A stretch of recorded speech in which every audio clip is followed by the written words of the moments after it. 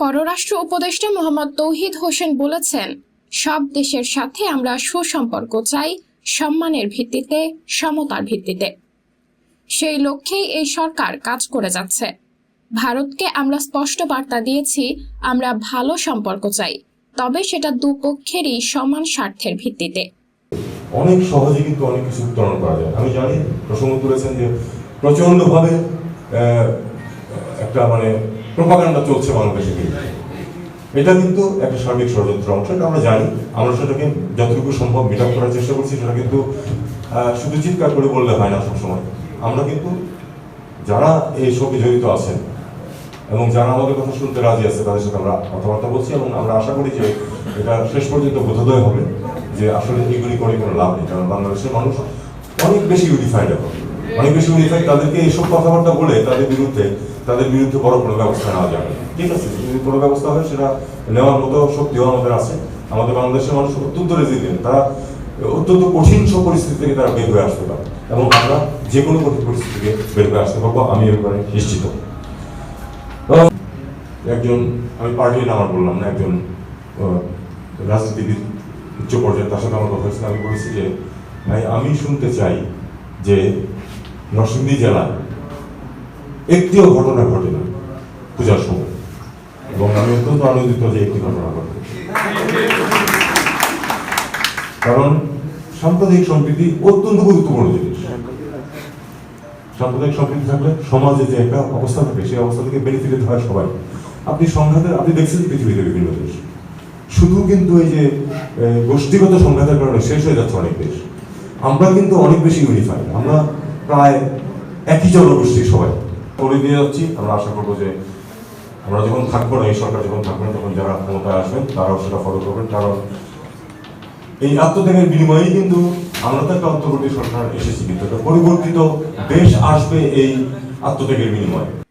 বাংলাদেশের বিরুদ্ধে প্রচন্ডভাবে প্রোপাগান্ডা চলছে। আমরা জানি এটা একটা সার্বিক ষড়যন্ত্রের অংশ। যতটুকু সম্ভব আমরা এটি মিট আপ করার চেষ্টা করছি। যারা আমাদের কথা শুনতে রাজি আছে তাদের সাথে কথাবার্তা চলছে। বাংলাদেশের মানুষ অনেক বেশি ইউনিফাইড এখন। তাদের বিরুদ্ধে এসব করে বড় ধরনের কোনো ব্যবস্থা নিতে পারবে না। শনিবার 14 ডিসেম্বর দুপুরে নরসিংদীর রায়পুরা ও বেলাবো উপজেলায় সকল কর্মকর্তা, সাংবাদিক, রাজনীতিবিদ ও সুধীজনদের সাথে আলাদা দুটি মতবিনিময় সভায় এসব কথা বলেন তিনি। তৌহিদ হোসেন আরও বলেন, ছাত্র জনতার আন্দোলনে একটি বিশেষ পরিস্থিতিতে আমাদের দায়িত্ব দেওয়া হয়েছে। বিশেষ কিছু সংস্কার শেষে সুষ্ঠু নিরপেক্ষ নির্বাচনের মাধ্যমে রাজনীতিবিদদের হাতে ক্ষমতা দিয়ে আমরা সরে যাব। সংস্কারের প্রসঙ্গ উঠেছে। এই সরকার তো এসেছে সংস্কারের জন্য, কারণ না হলে তো ধরুন একটা গ্যাপ পড়েছে, একটা সরকার গঠিত হলো, নির্বাচন করে দিয়ে সরে চলে গেল, 3 মাসের মধ্যে করে দেওয়া যায়, সেটা আমার কোনো কঠিন কাজ না। কিন্তু যারা এই পরিবর্তন এনেছে তারা কিন্তু সংস্কার চেয়েছে, এবং তাদের চাওয়াটার গুরুত্ব যথেষ্ট বেশি এই জন্য যে তারা আত্মত্যাগ করেছে। এই জন্য আমি বা আমার আরো অনেকেই সেই কাজটা করিনি। সময়ের কিছু মানুষ থাকে, মুক্তিযুদ্ধের সময় একটা জেনারেশন ছিল তারা যারা যুদ্ধ করেছে, তেমনি এই সময়ে যে ছাত্র এবং একেবারে ছাত্রছাত্রী ইয়াং জেনারেশন যারা ছিল, তাদের সময় ছিল এটা অবদান রাখা, তারা রেখেছে। কাজে তাদের যে প্রত্যাশা, সেই প্রত্যাশা যথাসম্ভব পূরণের চেষ্টা করতে হবে। রায়পুরা উপজেলায় 3টি গ্যাস লাইনের সংযোগ আছে, কিন্তু পর্যাপ্ত গ্যাস নাই। রায়পুরায় একটি ইপিজেড তৈরি করতে পারলে যুবকদের কর্মসংস্থান তৈরি হবে। এছাড়াও তিনি রায়পুরা রেলগেটে যানজট নিরসন, রায়পুরায় 2টি থানা নির্মাণ করা সহ বিভিন্ন বিষয়ে আলোচনা করেন। যুগের পর যুগ পার হয়ে কত হয়েছে, 40 বছর হয়নি, কিন্তু এখন তো এটা সমাধান আমরা বের করতে পারবো আশা করি।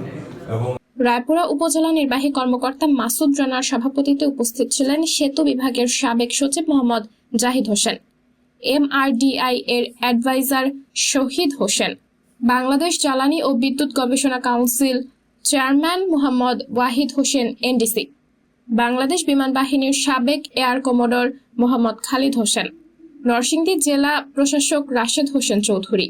পৌঁছে দিতে পারেন সেটা আরো ভালো হবে। আমাদের পুলিশ সুপার মহোদয় নিরাপত্তা বিষয়ে কথা বলেছে। আসলে আমার কাছে মনে হয় রায়পুরা জেলার প্রথম যে জিনিসটা প্রয়োজন সেটা হলো নিরাপত্তা ব্যবস্থার উন্নতি। এইটা যদি উন্নতি হয়, কারণ রায়পুরার মানুষ আমি দেখেছি যে অসংখ্য জ্ঞানী গুণী মানুষ আছে, আমার কাছে ফোন আসে, বিভিন্ন তদবিরে আসে, শিক্ষা প্রতিষ্ঠানের জন্য, ব্রিজের জন্য, মসজিদের জন্য, নানা ক্ষেত্রে। নরসিংদীর পুলিশ সুপার আব্দুল হান্নান। যারা এই এলাকাকে সুন্দরভাবে প্রতিষ্ঠিত করার জন্য দিন রাত কাজ করে যাচ্ছেন সেই সমস্ত মানুষকে আমি স্মরণ করছি। আমি এ সরকারে অনেক বক্তব্য শুনেছি। আসলে আমি আইন শৃঙ্খলা পরিস্থিতির যে বিষয়টি শুনেছি, এই বিষয় নিয়ে আমরা নিজেরাও অত্যন্ত উদ্বিগ্ন যে রায়পুরার আইন শৃঙ্খলা পরিস্থিতি সেই আমরা ছাত্র জীবন থেকে শুনে আসছি। ঢাকা বিশ্ববিদ্যালয়ে যখন পড়াশোনা করছি তখনই পত্রিকায় বিভিন্ন মানুষের কাছে শুনতাম যে রায়পুরার সামাজিক এবং যে আইন শৃঙ্খলা পরিস্থিতি। সহকারী পুলিশ সুপার সার্কেল আফসান আল আলম, সহকারী কমিশনার শফিকুল ইসলাম, রায়পুরা থানার অফিসার ইনচার্জ আব্দুল জব্বার সহ সাংবাদিক ও রাজনৈতিক নেতৃবৃন্দ। সাবরিনা জলিল, সবার কথা।